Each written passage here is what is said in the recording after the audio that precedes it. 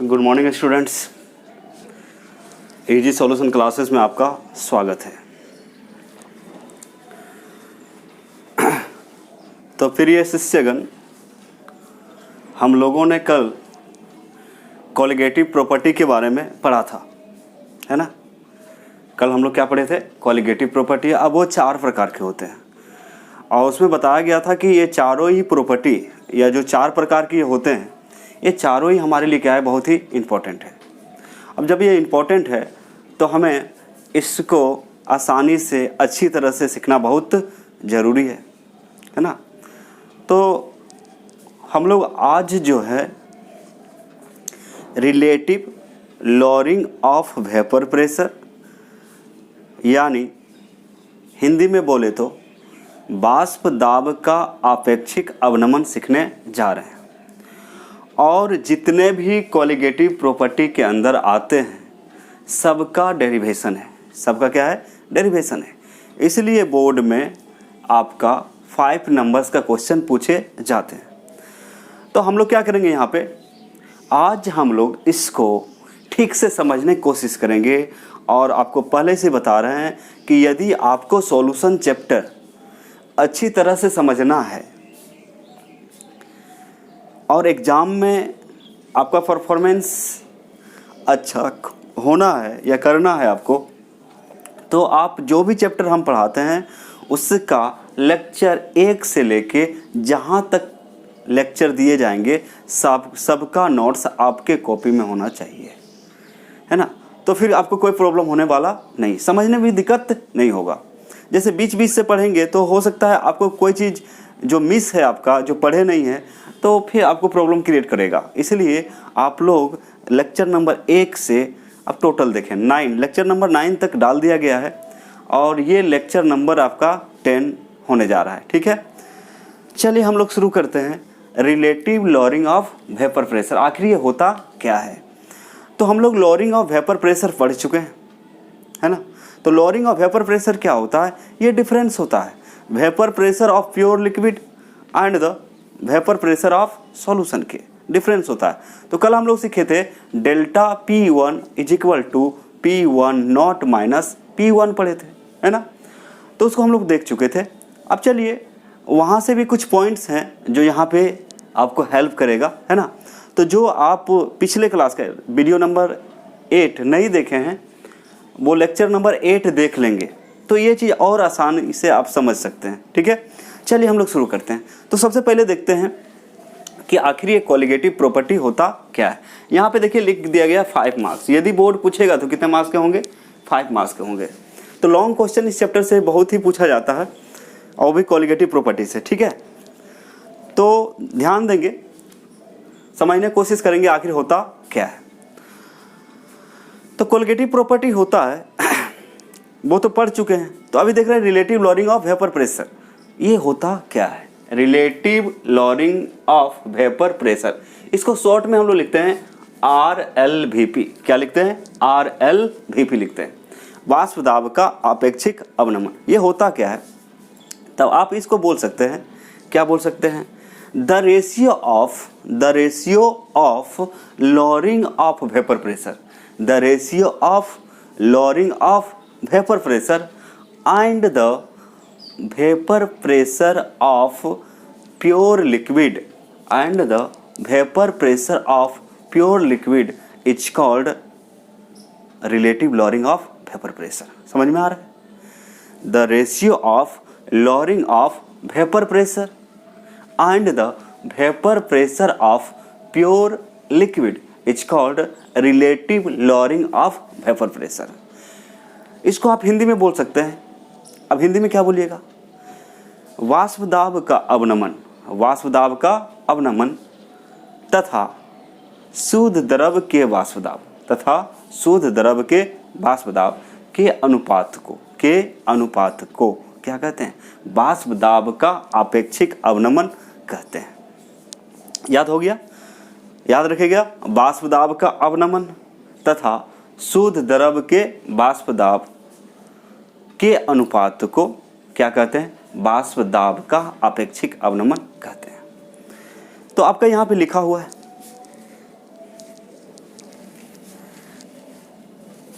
तो इसको आप लोग क्या करेंगे, स्क्रीनशॉट ले लेंगे या फिर आप मतलब लिख लिए तो ठीक है, ठीक है, ले लिए स्क्रीनशॉट।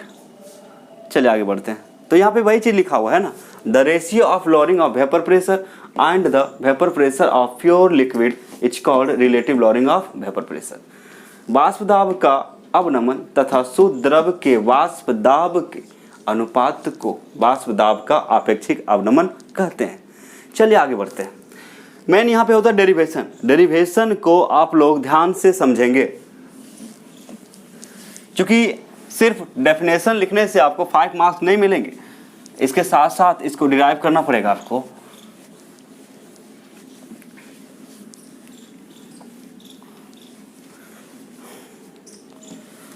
तो जो अभी लैंग्वेज दिया गया उसके अनुसार देखा जाए तो आप बोल सकते हैं इसको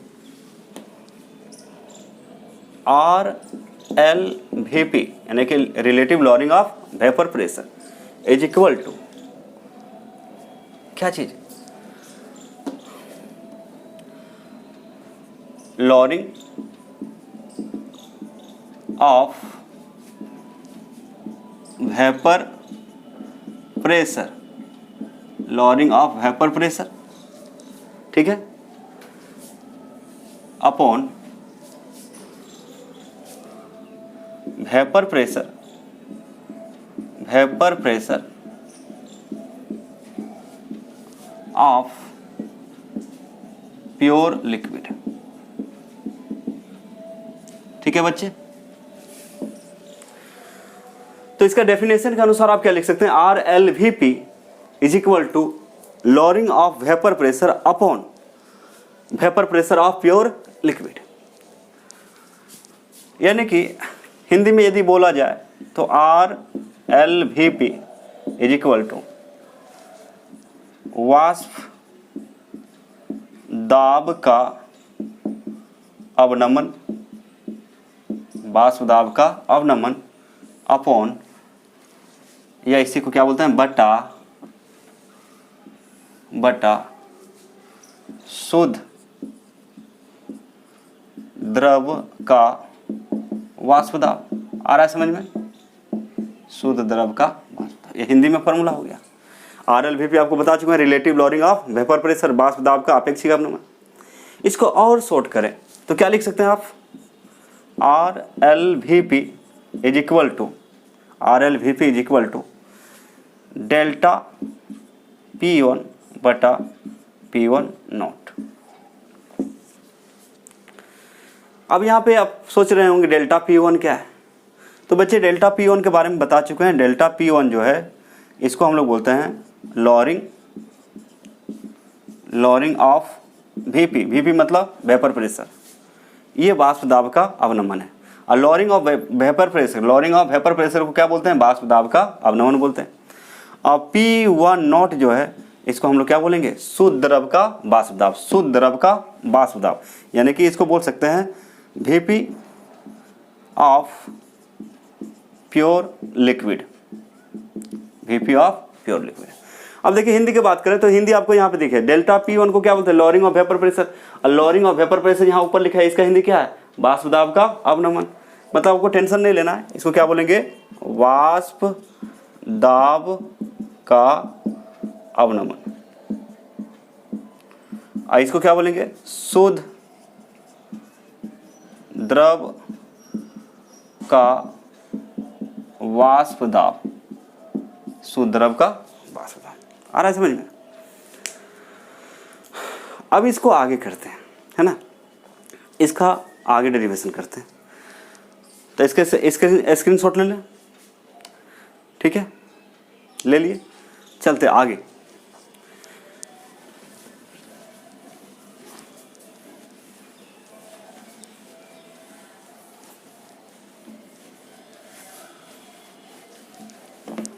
इतना समझने के बाद अब हम लोग आगे देखते हैं और क्या किया जा सकता है इसके साथ, है ना।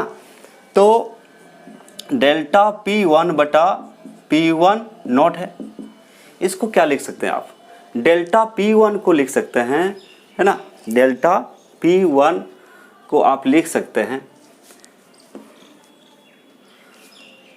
P1 not minus P1। कल आपको बताए थे, कल के क्लास में देख लीजिएगा लेक्चर में, डेल्टा P1 को हम लोग लिखते हैं P1 नॉट माइनस P1, यानी कि प्योर लिक्विड का वेपर प्रेशर माइनस सॉल्यूशन का वेपर प्रेशर, प्योर लिक्विड का वेपर प्रेशर माइनस सॉल्यूशन का वेपर प्रेशर, और बटा फिर से क्या है P1। आ रहा है समझ में, है ना।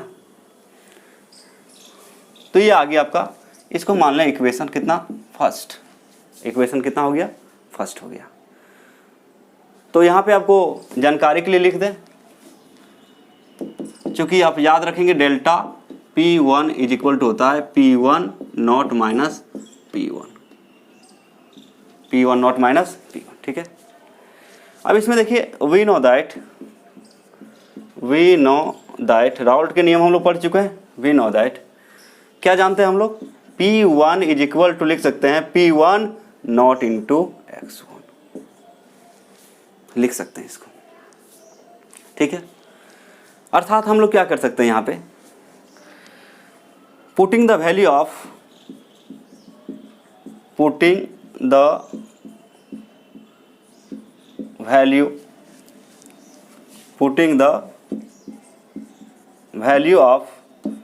P1 इन इक्वेशन फर्स्ट, समीकरण एक में P1 का मान रखने पर, समीकरण एक में P1 का मान रखने पर। अब क्या करेंगे हम लोग बच्चे, समीकरण एक में P1 का मान को पुट कर दीजिए, तो डेल्टा P1 बटा P1 not is equal to हो जाएगा P1 not minus P1 not into X1। आ रहा है समझ में, हमने कुछ नहीं किया, जो वैल्यू होता है उसको पुट कर दिया, P1 not into X1 upon पहले से कितना दिया हुआ है P1 नॉट, ये दिया हुआ है। अब खुद देखिए यहाँ पे P1 नॉट क्या है, कॉमन है, P1 नॉट क्या है, कॉमन। और ये जो बात है, ये वाला डेल्टा P1 बटा P1 नॉट, इसको क्या बोलेंगे, relative lowering of vapour pressure. ये पोर्शन को क्या कहा गया, relative lowering of vapour pressure, RLVP के बदले लिखा गया है ना। तो कॉमन यदि हम लेते हैं तो P1 नॉट आपका कॉमन हो जाएगा, तो बचेगा 1 माइनस X1 बटा कितना है P1 नॉट। अब P1 नॉट क्या हो जाएगा, कैंसिल, तो आपका ये बचेगा 1 माइनस X1। कहने का मतलब हो गया, कहने का मतलब हुआ कि डेल्टा P1 बटा P1 not is equal to what, 1 minus X1। इसको इक्वेशन 2 मान लें। फिर हमें पता है, आगे यदि करते हैं काम, तो वी नो दैट, हम जानते हैं कि X1 plus X2 is equal to 1। Lecture number 4 mole fraction में हम लोग पढ़े थे, मोल फ्रैक्शन में ये पढ़ा गया है और उसको प्रूफ किया गया है कि यदि हम मोल फ्रैक्शन का एडिशन करते हैं, मोल फ्रैक्शन का एडिशन करते हैं, तो वो आपका कितना के बराबर होता है, 1 का बराबर। तो मतलब X1 plus X2 is equal to, 2 component है, कोई भी सोल्यूशन। यहाँ पे देखिए हम लोग जो पढ़ाई कर रहे हैं ओनली बाइनरी सॉल्यूशन के बारे में, किसके बारे में, बाइनरी सॉल्यूशन के बारे में पढ़ रहे हैं। तो जब बाइनरी सॉल्यूशन के बारे में हम यहाँ पढ़ रहे हैं, तो बाइनरी सॉल्यूशन में मैक्सिमम कितने कंपोनेंट होंगे, 2 कंपोनेंट होंगे। तो दोनों कंपोनेंट का यदि मोल फ्रैक्शन को जोड़ दिया जाए तो 1 होता है। तो यदि हम बात करें, यदि X2 लिखें हम, तो X2 इज इक्वल टू कितना लिख सकते हैं, 1 माइनस X1। अब फिर से क्या करेंगे, 1 माइनस X1 की जगह 1 माइनस X1 की जगह X2 को पुट कर देंगे, 1 माइनस X1 की जगह X2 पुट कर देंगे, 1 माइनस X1 की जगह क्या पुट कर देंगे, X2। तो एक मोल फ्रैक्शन मिल गया। क्या मिलेगा, मोल फ्रैक्शन मिलेगा। कहने का अर्थ है कि relative lowering of vapour pressure किसके बारे में बताता है, मोल फ्रैक्शन ही बताता है। क्या बताता है, मोल फ्रैक्शन। और इसके सहायता से हम लोग अननोन नॉन वोलेटाइल सॉल्यूट का क्या निकाल सकते हैं, अननोन नॉन वोलेटाइल सॉल्यूट का मॉलिक्यूलर वेट निकाल सकते हैं। अब देखिए क्या करेंगे, putting the value of 1 minus x1 in equation second, समीकरण दो में 1 माइनस x1 का मान रखने पर रख देंगे बच्चे। तो आप लोग इसका स्क्रीनशॉट ले लें, थोड़ा आगे बढ़ेंगे, है ना। यहाँ तक ठीक है, किसी को दिक्कत नहीं है। यदि कोई प्रॉब्लम हो तो आप कमेंट करें, ठीक है, उसका सॉल्यूशन है मेरे पास। तो इतना लिखने के बाद अब क्या करेंगे हम लोग,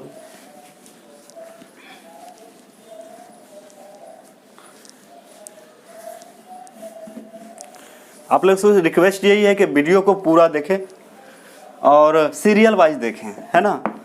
जिनका नहीं देखा हुआ वो देख के कंप्लीट कर लें। आज 9 नंबर लेक्चर है, तो 10 नंबर लेक्चर है। तो आप लोग क्या करेंगे, 1 से लेके पूरा का नोट्स बना लें और मेरे साथ चलें, तो आपको केमिस्ट्री आसान हो जाएगा। और यदि आप बोर्ड एग्ज़ाम में मैक्सिमम नंबर उठाना चाहते हैं केमिस्ट्री में, तो लेक्चर को ध्यानपूर्वक देखें। जहाँ जहाँ से क्वेश्चन पूछा जाएगा, जिस चैप्टर से जहाँ से क्वेश्चन पूछा जाता है, उसको हम यहाँ पे पढ़ाते समय ही बता देंगे, तो आपको और टेंशन लेने की ज़रूरत नहीं पड़ेगा। जैसे ये 5 नंबर का आता है ये क्वेश्चन, रिलेटिव की मतलब वाष्प दाब का आपेक्षिक अवनमन और relative lowering of vapour pressure से आप क्या समझते हैं, what do mean by relative lowering of vapour pressure. You can very easily explain in your board exam if you see the lecture serial wise। आप क्या करेंगे, इसको समझने की कोशिश करेंगे और सीरियल वाइज देखेंगे, ठीक है। तो चलिए हम लोग क्या करेंगे, पुट कर दीजिए, पुट कर दो भाई। कितना है, डेल्टा P1 बटा P1 not is equal to what, 1 minus x1, 1 minus x1 की जगह हम लोग क्या लिखेंगे जी, x2। कितना लिखा जाएगा, x2। क्या बात है, मज़ा आ रहा है। ये तीसरा इक्वेशन हो गया। कितना हो गया, यानी कि आप लिख सकते हो डेल्टा P1 बटा P1 not is equal to x2, where x2 is mole fraction. x2 यहाँ पे क्या है, मोल फ्रैक्शन है। x2 क्या है बच्चे, मोल फ्रैक्शन। ये है आपका मोल फ्रैक्शन। अब चलिए कुछ काम करते हैं। अब x2 को आगे हम लोग बढ़ाते हैं कि x2 आखिर होता क्या है। तो x2 को यदि हम आगे बढ़ाएं तो हम जानते हैं, मोल फ्रैक्शन के बारे में आपको पहले बता चुके हैं। जैसे मान लिया जाए 2 कंपोनेंट है, किसी कंटेनर में 2 A है और प्लस B है, 2 कंटेनर है। इसका मोल फ्रैक्शन को x1 मान लें या XA मान लें और इसका मोल फ्रैक्शन को XB मान लें। कितना मान लें, XB मान लें। तो होता क्या है बच्चे, और इसका नंबर्स ऑफ मोल को Na मान लें और इसका नंबर्स ऑफ मोल को Nb मान लें। तो यदि आप XA निकाल रहे हो, यदि आप क्या निकाल रहे हो, XA मतलब mole fraction of component A यदि निकाल रहे हो, तो इसका नंबर्स ऑफ मोल को कहाँ रखना पड़ता है, ऊपर। और बाकी जो भी कंपोनेंट्स है सॉल्यूशन में, उसका जो मोल्स है उसको ऐड कर दिया जाता है, मतलब Na प्लस Nb। समझ में आ रहा है। तो XA is equal to Na by Na plus Nb। और जस्ट लाइक इसी प्रकार आप देख सकते हैं। अब इसी से कंपेयर इसमें यदि हम करते हैं तो x2 को आप क्या लिख सकते हैं, तो वी नो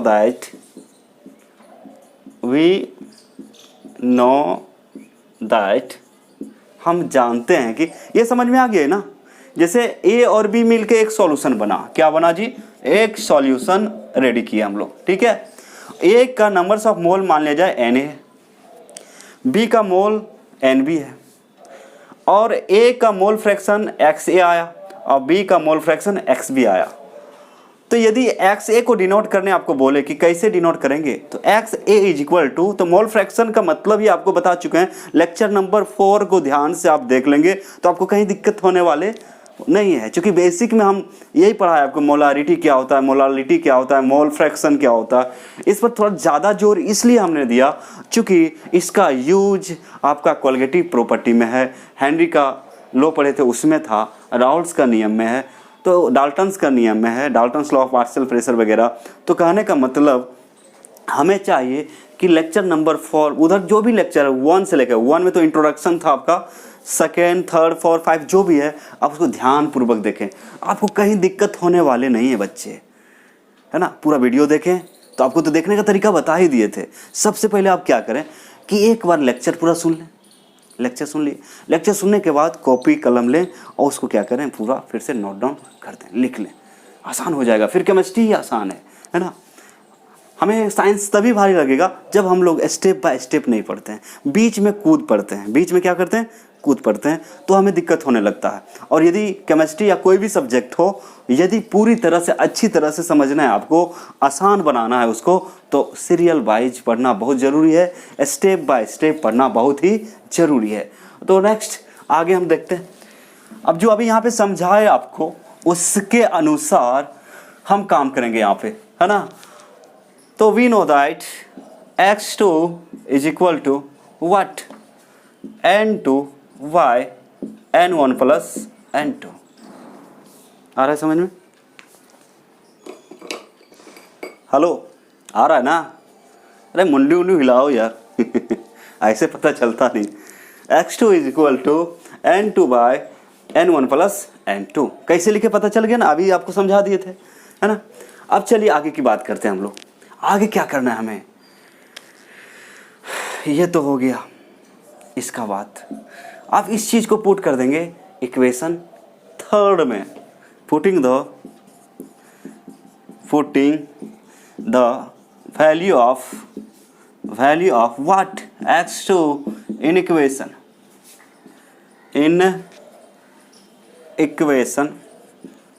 3rd। समीकरण 3 में रख दो बच्चे इसको, यानी कि क्या बोल रहा है ये, समीकरण 3 में व्हाट x2 का मान रखने पर, x2 का मान रखने पर, समीकरण 3 में x2 का मान रखने पर आप आराम से रख सकते हैं। पढ़ रहे हैं ना, बहुत ही आसान है, बस आपको समझना है। अब 5 नंबर आपको चाहिए तो थोड़ा सा तो पापड़ बेलना ही पड़ेगा, क्योंकि दुनिया इतना आसान नहीं है। जैसे हम क्या कर रहे हैं, हम भी तो कुछ कर रहे हैं ना आपके लिए, तो आप बोर्ड के लिए कीजिए, अच्छे नंबर लाइए, आप भी खुश होंगे। आपसे ज़्यादा खुशी हमें होती है यदि बोर्ड में किसी स्टूडेंट का या हमारे विद्यार्थी जो भी विद्यार्थी हैं, यदि परफॉर्मेंस उसका अच्छा रहता है, अच्छे नंबर्स लाते हैं, तो बाय गॉड आपसे ज़्यादा खुशी मुझे होती है ना, कि नहीं भाई मेहनत किए तो कुछ अच्छा हुआ है, मेरा मेहनत जो है मतलब ठीक रहा, अच्छी जगह पे गया। अब देखिए यहाँ पे क्या करेंगे, आप तो आराम से पुट कर सकते हैं ना। अब क्या करेंगे, समीकरण 3 में इक्वेशन 3rd में x2 का वैल्यू ये वाला जो है पुट कर देंगे। चलिए पुट कीजिए, मेरे साथ ही काम कीजिए मेरे बच्चे।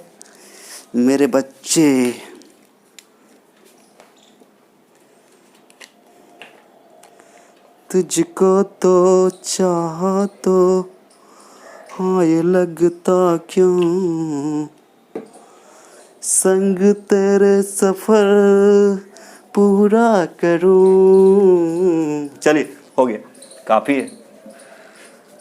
तो डेल्टा P1 बटा P1 not is equal to x2 का वैल्यू यहाँ पे पुट करेंगे बच्चे, N2 बटा N1 प्लस N2 बोल दिए। क्या होगा, अब क्या हो गया, यही फार्मूला किसमें चेंज हो गया, पहले ये क्या है आपका relative lowering of vapour pressure.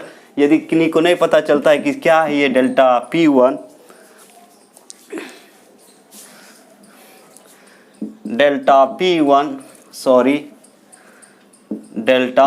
P1 बटा P1 not is equal to, इसको आप क्या बोलेंगे बच्चे, यही तो RLVP है, RLVP। समझ में आ रहा है ना।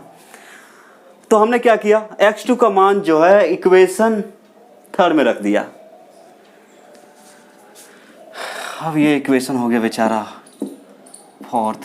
बोलेगा सर इक्वेशन पर इक्वेशन, इक्वेशन पर इक्वेशन, ये क्या चल रहा है? अच्छा थोड़ा सा देख ले तो, अच्छा लाइट यहाँ पे लग रहा है क्या?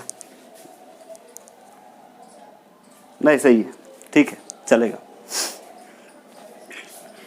अब यहाँ पे देखिए अगेन वी नो दैट, या फिर चूंकि लिखिए बार बार we know that, we know that, हम जानते हैं, हम जानते हैं, वो तो जानते ही, हमको पता है।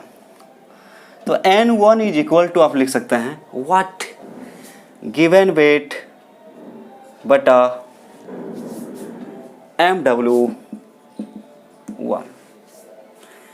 अब आपको बता चुके हैं कि numbers of mole is equal to होता है गिवन वेट बटा मॉलिक्यूलर वेट, या इसी को बोला जाता है मोलर मास। क्या बोला जाता है बच्चे? Molar mass. तो आप जो है इसकी जगह आप ए भी लिख सकते हैं W/M। तो चलिए वही करते हैं, बरसते आपको लिख देना पड़ेगा कि है क्या। तो W1 बटा M1, ओके, चूंकि N1 is equal to W1/M1। Similarly N2 is equal to W2/M2। आ रहा है समझ में? और यदि N1 और N2 का वैल्यू फिर से इक्वेशन 4 में रख दे तो कमाल हो जाएगा ना।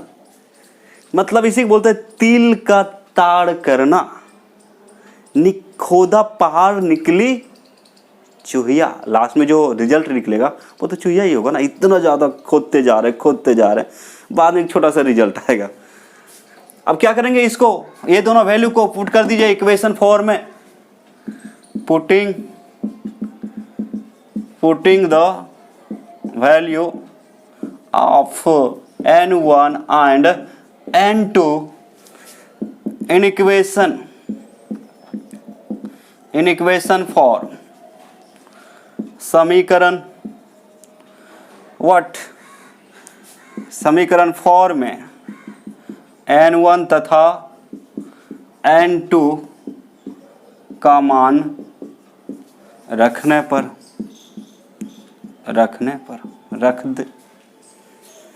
रख लेंगे ना, ठीक है। इधर हो गया होगा स्क्रीनशॉट फटाफट, चलिए रख दीजिए वैल्यू, देखिए क्या आता है।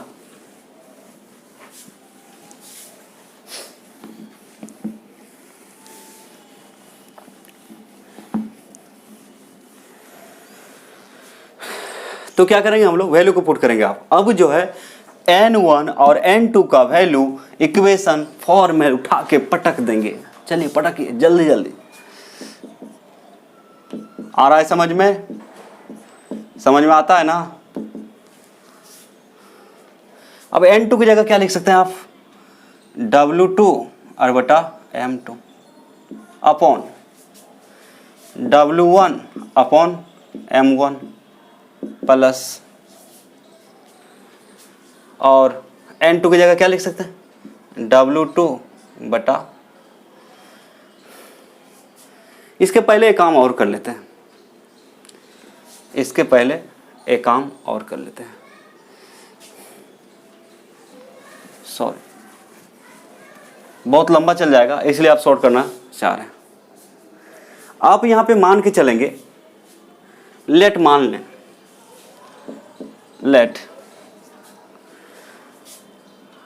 N1 is far greater than N2। N1 का मान हम लोग मान रहे हैं कि N2 से बहुत ही ज़्यादा बड़ा है।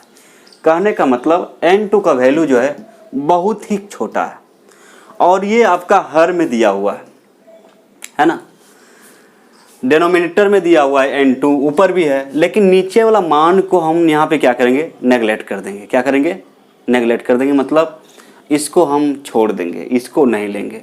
तो इसलिए यहाँ पे लिख दिए, मान लिए हम N1 far greater than N2, मतलब N1 का मान N2 के तुलना में बहुत बड़ा है, N2 क्या है, बहुत छोटा है। अब छोटा है तो इसको नेगलेक्ट किया जा सकता है।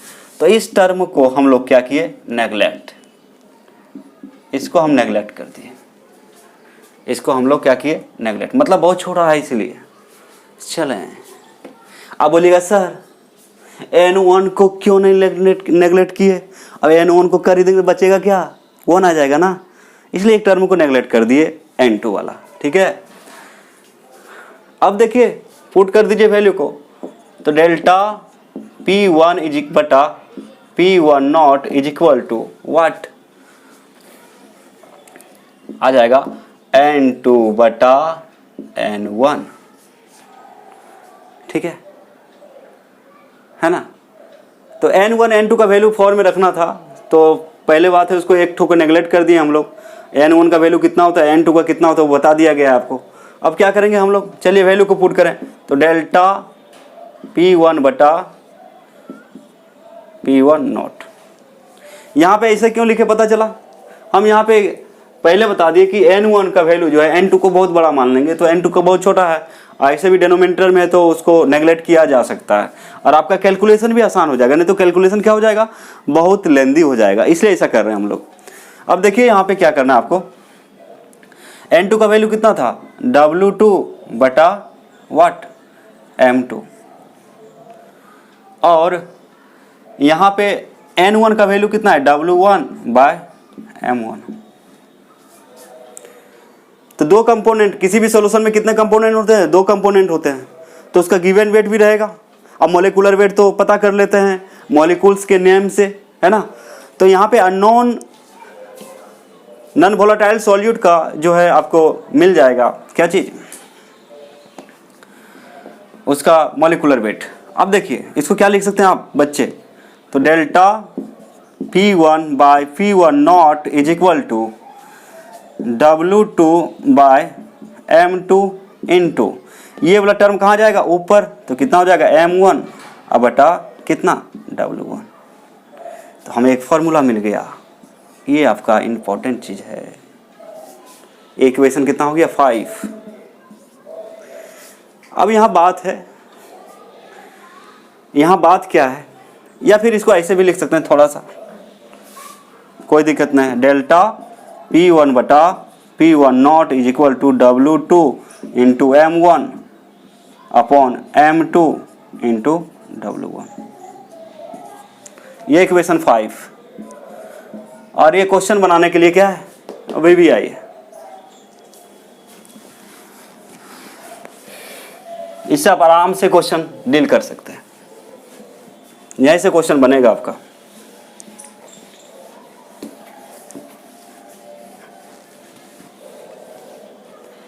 चलें,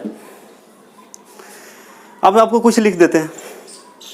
ये तो है आपका relative loading of vapour pressure, W2 क्या है, W1 क्या है, M2 क्या है, M1 क्या है।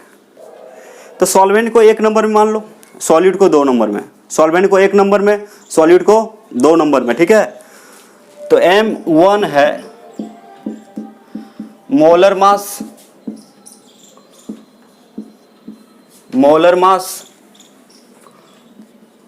मोलर मास और इसको क्या बोल सकते हैं, molecular weight, molecular weight of solvent, याद कर लेंगे बच्चे, ऑफ सॉल्वेंट मतलब मोलर द्रव्यमान या विलायक का आणविक भार, मोलर द्रव्यमान या विलायक का आणविक भार है। तो W1 क्या है, गिवन वेट ऑफ सॉल्वेंट और वेट ऑफ सॉल्वेंट, विलायक का भार जो क्वेश्चन में दिया रहेगा, इसको गिवन वेट भी कहा जाता है बच्चे, इसको क्या बोलेंगे, गिवन वेट, गिवन वेट भी बोल सकते हैं, कोई दिक्कत नहीं है। अब M2 का बात करें तो M2 है मोलर मास और मॉलिक्यूलर वेट ऑफ सॉल्वेंट। आ रहा है समझ में? मोलर मास को क्या बोलते हैं हम लोग? मोलर द्रव्यमान। MW क्या बोलते हैं? आणविक भार। तो विलायक का आणविक भार, सॉल्वेंट का मतलब विलायक, सॉल्वेंट का मतलब विलायक। ये छोटी छोटी बातें हैं जो आपको पता है, तो बार बार लिखने की उसको जरूरत नहीं है हिंदी में, है ना। तो W2 क्या है? Weight of solute, weight of solute, weight of solute, विलय के भार।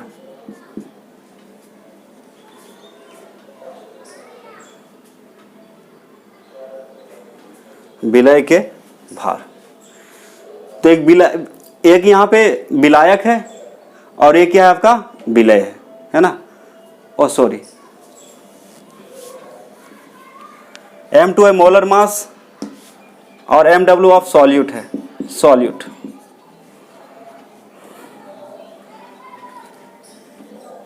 तो मोलर द्रव्यमान या फिर क्या बोल सकते हैं? विलय के मोलर द्रव्यमान या आणविक भार। आ रहा है समझ में बच्चे? तो यहाँ पे देखिए कोई भी सॉल्यूशन होगा उसमें दो कंपोनेंट होगा, एक सॉल्वेंट एक सॉल्यूट। तो दोनों का यहाँ पे गिवन वेट और मॉलिक्यूलर वेट के बारे में बात किया गया है। गिवन वेट और मॉलिक्यूलर वेट, क्योंकि जब मोल फ्रैक्शन हम लोग निकालते हैं तो वहां पे हमें क्या चाहिए? नंबर्स ऑफ मोल, और नंबर्स ऑफ मोल निकालने के लिए हमें चाहिए गिवन वेट और मॉलिक्यूलर वेट। तो यहाँ पे N1 N2, तो N1 सॉल्वेंट के लिए हो गया, N1 क्या हो गया? सॉल्वेंट के लिए, और N2 हो गया आपका किसके लिए? सॉल्यूट के लिए, विलय के लिए। विलय के लिए 2 नंबर मानेंगे और विलायक के लिए 1 नंबर मानेंगे। तो क्वेश्चन क्या पूछे जाते हैं बच्चे? क्वेश्चन ये पूछे जाते हैं M2 निकालने बोला जाता है। क्या निकालने बोला जाता है? M2। तो M2 आप आराम से निकाल सकते हैं यदि ये पता है, ये पता है, ये पता है, ये पता है, ये पता है, तो M2 आसानी से निकाला जा सकता है। यानी कि आप ऐसे भी लिख सकते हैं, इसका स्क्रीनशॉट ले लें, है ना। क्वेश्चन इस तरह से इसलिए लिखवा दिया यहाँ पे ताकि आप क्वेश्चन जब बनाएं तो सॉल्यूट को 2 नंबर में लेंगे। कितना लेंगे? 2 नंबर में, और सॉल्वेंट को 1 नंबर में। आपको बनाने में दिक्कत नहीं होगा। एक चीज आप यहां से ध्यान रखना है कि यदि बाय द वे M2 यदि आपसे पूछ दे क्वेश्चन में, और वही पूछता ही है, वही पूछता आपको अननोन कंपोनेंट का आपका मोलर मास या मॉलिक्यूलर वेट पूछता है क्वेश्चन में, तो यदि M2 आपसे पूछ दिया है, क्योंकि सॉलिड मतलब सॉल्वेंट तो आपका लिक्विड ही रहेगा यहाँ पे, लेकिन सॉलिड जो होगा नॉन वोलेटाइल सॉलिड होगा, नॉन वोलेटाइल सॉलिड। अब यहाँ पे देखें, यदि M2 को पूछ दिया कि M2 बराबर कितना होगा, तो M2 यदि आप निकालना चाहेंगे M2, तो M2 इज इक्वल टू कितना लिख सकते हैं आप? कुछ नहीं करेंगे, W2 तो रहेगा गुना M1 रहेगा अपॉन M2 की जगह क्या हो जाएगा? डेल्टा P1 बटा P1 नॉट, और इंटू कितना हो जाएगा? W1। या फिर क्या करेंगे? इसका वैल्यू निकाल लेंगे, ये सब दिया रहेगा, इसको इधर कर देंगे, आपका क्या हो जाएगा? निकल जाएगा। तो relative lowering of vapour pressure का ये आपका जो इक्वेशन है, इसको याद करेंगे, रिमेंबर, याद करना है इसको, है ना, कि relative lowering of vapour final formula आ गया आपका डेल्टा P1 बटा P1 not is equal to W2 into M1 upon M2 into W1। तो आज के लेक्चर में इतना ही, है ना, और नेक्स्ट लेक्चर में आपको इसके आधार पर कुछ क्वेश्चन बनाएंगे हम लोग, ठीक है।